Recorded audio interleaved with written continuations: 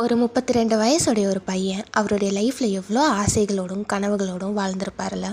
இவர் தான் ஹரிஷ் ராணா. பஞ்சாப் யூனிவர்சிட்டியில் நடந்த ஒரு சிவியர் ஆக்சிடெண்ட்டில் பிரெயின் டேமேஜ் ஏற்பட்டு ஹாஸ்பிட்டலில் அட்மிட் பண்ணியிருக்காங்க. ஆனால் மெடிக்கல் ட்ரீட்மெண்ட் இவரை காப்பாற்றலை.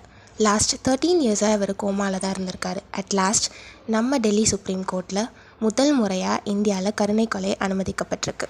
கருணை கொலை அப்படின்றது 2 டைப்ஸ்: ஆக்டிவ் எத்தனேஷியா, பாசிவ் எத்தனேஷியா. ஆக்டிவ் எத்தனேஷியா அப்படின்றது இந்தியாவில் இல்லீகல். அதாவது ஒரு இன்ஜெக்ஷன் மூலியமாகவோ இல்லை மெடிசன் மூலியமாகவோ அவங்களுக்கு அதை கொடுத்து மரணம் அடைய வைக்கிறது. வேறு பாசிவ் எத்தனேஷியா அப்படின்றது ஆல்ரெடி அவங்களுக்கு கொடுத்துருக்கக்கூடிய இந்த எக்ஸ்டர்னல் ஆக்சிஜன் ஆகட்டும், இல்லை மெடிசன்ஸ் ஆகட்டும், இல்லை ஃபுட் டியூப், இது எல்லாத்தையுமே கொஞ்சம் கொஞ்சமாக கம்மி பண்ணி அவங்கள நேச்சுரல் டெத் அடைய வைக்கிறது. இந்த கேஸில் ஹரிஷ் ராணாக்கு பாசிவ் எத்தனேஷியா தான் கொடுத்துருக்காங்க.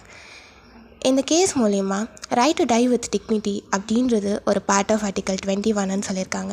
இதை பற்றி நீங்கள் என்ன நினைக்கிறீங்கன்னு கமெண்ட்டில் சொல்லிட்டு போங்க.